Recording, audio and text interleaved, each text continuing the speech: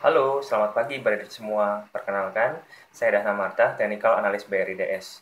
Pagi ini saya akan mengulas saham mentari terupdate 5 April 2021. Saham mentari adalah sajian pagi menu trading dari BRI dan Reksa Sekuritas yang berisi rangkuman terupdate dari pergerakan indeks, currency, dan komoditi.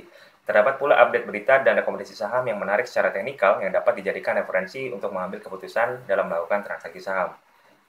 Baik, saya akan mulai langsung saja terupdate dari Key Performance Index. ISG dan LQ45 pada perdagangan Kamis ini ditutup variatif, cenderung mengalami technical rebound setelah melemah 3 hari berturut-turut akibat sentimen eksternal maupun internal, seperti adanya margin call di US, kenaikan US yield di atas 1,7%, inflasi rendah, dilarangnya mudik, serta kebijakan manajemen BPJS Ketenagakerjaan yang akan mengurangi porsi investasi di saham maupun reksadana. Next, sementara itu, bursa saham Amerika Serikat ini ditutup menguat sebelum Good Friday. S&P dan Nasdaq masing-masing ditutup di atas 1%. Hal ini terkerek oleh optimisme pemulihan ekonomi di sana. Rencana dana infrastruktur Biden senilai 2 triliun US dollar dan data angka pengangguran AS diperkirakan turun ke 6%, sejalan dengan proyeksi kenaikan non-farm payrolls ke 647.000 di Maret 2021 dari sebelumnya 379.000 di Februari 2021. Hal ini menambah optimisme pelaku pasar di sana pada perdagangan Kamis kemarin. Selanjutnya, indeks Edo ini pada Kamis malam mengalami technical rebound. Indeks VIX tetap terjaga di bawah level 20. Hal ini mencerminkan kekhawatiran dan fluktuasi pasar global telah meredah. Indeks DXY kembali menguat tipis. Hal ini berarti dolar kembali menguat terhadap mayoritas 7 mata uang utama.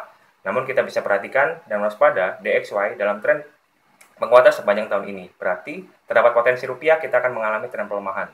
Tren kenaikan DXY ini dipicu dari laporan ekonomi AS yang mulai menguat.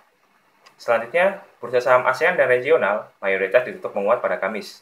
Penguatan dipimpin oleh Hang Seng dan Nikkei yang ditutup di atas 1,5%. Pada Selasa, China akan merilis data indeks PMI sektor jasa per Maret. Menurut proyeksi Trading Economics, aktivitas jasa per Maret di negeri tirai bambu ini masih bakal ekspansif di angka 52,7 atau naik dari posisi sebulan sebelumnya sebesar 51,5.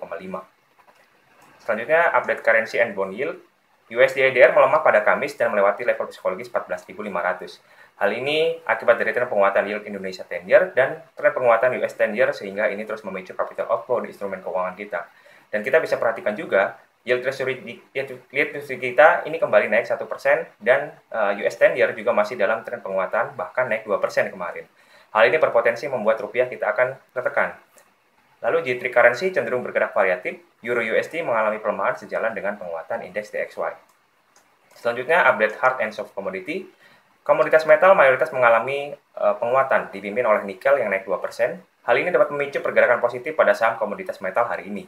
Sementara oil WTI dan Brent juga ditutup menguat dipimpin oleh WTI yang mengalami kenaikan 3%. Hal ini menyambut pertemuan OPEC pada Kamis lalu. Walaupun OPEC sepakat menaikkan produksi, namun mereka melihat peluang demand yang cukup tinggi akan terjadi di tengah recovery COVID-19. Terlebih dana infrastruktur jumbo Biden berpotensi menjadi motor pergerak industri, seperti memunculkan optimisme terhadap pelaku pasar. Next, untuk update dari tim equity research kami, di sini ada update inflasi Maret 2021. Inflasi pada Maret 2021 tercatat sebesar 1,37%, disebabkan naiknya harga komoditas cabai rawit, bawang merah, bawang putih, dan tarif asisten rumah tangga. Selain itu, terdapat komoditas yang mengalami deflasi seperti emas perhiasan, beras, dan mobil. Secara bulanan, inflasi mengalami penurunan dari 0,10% menjadi 0,08% month-to-month.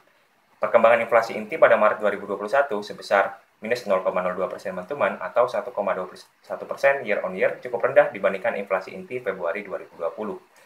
Selanjutnya, update dari Waskita Beton full year 2020 net loss below ours and consensus. WSBP mencatatkan rugi bersih pada full year 2020 sebesar 4,8 triliun rupiah. Dibandingkan estimasi kami dan konsensus masing-masing minus 1,6 triliun rupiah dan minus 1,1 triliun rupiah. Hal ini dikarenakan rendahnya pendapatan 2,2 triliun rupiah, margin yang tergerus akibat naiknya overhead cost, depresiasi, naiknya biaya bunga, dan tingginya biaya lain yang mencapai 778 miliar rupiah. Kerugian pada full year 2020 ini telah mengakibatkan negatif pada laba ditahan dan diturunnya modal ke 1,2 triliun rupiah dibandingkan dengan Desember 2019 yaitu 8,1 triliun rupiah. Selanjutnya update Smartfren. Manajemen Smartfren pada Kamis lalu mengumumkan bahwa akan melaksanakan konversi atas obligasi wajib konversi atau OWK menjadi saham seri C. Konversi OWK yang dilakukan terdiri dari OWK 2 dan OWK 3 dengan jumlah sebesar 3,9 triliun rupiah dengan harga pelaksanaan sebesar 100 rupiah. Pelaksanaan dan pencatatan hasil konversi tersebut akan dilakukan pada tanggal 12 April 2021. Selain OWK ini, Friend juga telah mengumumkan akan melakukan aksi korporasi HMETD atau red issue dan waran senilai 10 triliun rupiah. Rencananya perusahaan akan menerbitkan sebanyak-banyaknya 7 miliar lembar saham dengan harga pelaksanaan Rp120 per lembar. Pada timeline pelaksanaannya, target untuk mendapatkan efektif dari OJK adalah tanggal 9 April 2021 dan mencatatkan saham baru di BI pada tanggal 23 April 2021. Next, update PPRE. PPRE meraih kontrak baru jasa pertambangan nikel di Morowali, Sulawesi Tengah. Kontrak ini merupakan kontrak jasa pertambangan yang pertama bagi perseroan. Walaupun tidak disebutkan besaran nilai kontrak yang didapat, namun diproyeksikan dari kontrak baru ini dapat menghasilkan tambahan pendapatan minimal Rp445 miliar selama 3 tahun ke depan. Untuk detailnya, trader bisa download Sapa Mentari di official Telegram kami, dan linknya ada di caption di bawah ini ya. Next, untuk trading IDS hari ini, ISG hari ini diprediksi bergerak mix dengan kecenderungan menguat terbatas setelah 3 hari terkoreksi cukup dalam. Lalu indikatornya masih di negatif menguat, indikator stokastiknya netral, RSI-nya dia oversold. ISG diprediksi bergerak di rentang 5.875 sampai 6.080. Next, untuk saham-saham yang menarik secara teknikal ada Java, di sini Java Trading Buy. Trading range untuk 1.865 sampai 2.150. Volume transaksi meningkat, indikatornya masih di positif menguat, stokastiknya netral menguat, RSI-nya netral menguat. Selanjutnya ada Ciputra Trading Buy. Trading range untuk Ciputra di area 1050 sampai 1185. Indikatornya masih di negatif melemah, stokastiknya netral, RSI-nya netral menguat. Selanjutnya Akra Trading Buy, trading range di area 3120 sampai 3350. Masih di negatif melemah, stokastiknya oversold, RSI-nya netral. Selanjutnya ada BEST trading range 146 sampai 156. Indikatornya masih di negatif menguat, stokastiknya oversold, RSI-nya oversold. Selanjutnya ada Waskita di sini sell, trading range di area 1080 sampai 1205. Indikatornya masih di menguat, negatif menguat, stokastik oversold, RSI-nya di oversold. Next, ada beberapa stock pick untuk trend trade. Pada hari ini ada Indofood, SMGR, Pegas, dan Waskita. Trend trade atau minute trade memiliki rentang waktu hold position dalam 30 hari. Jika teman-teman menemukan tanda bintang, berarti itu rekomendasi baru, dan call price adalah harga pada saat rekomendasi dikeluarkan. Sedangkan untuk swing trade, ini memiliki rentang waktu hold kurang lebih 3-10 hari. Dan di sini swing trade ada beberapa saham, ada Astra, IJPP, dan yang terbaru adalah Waskita Beton.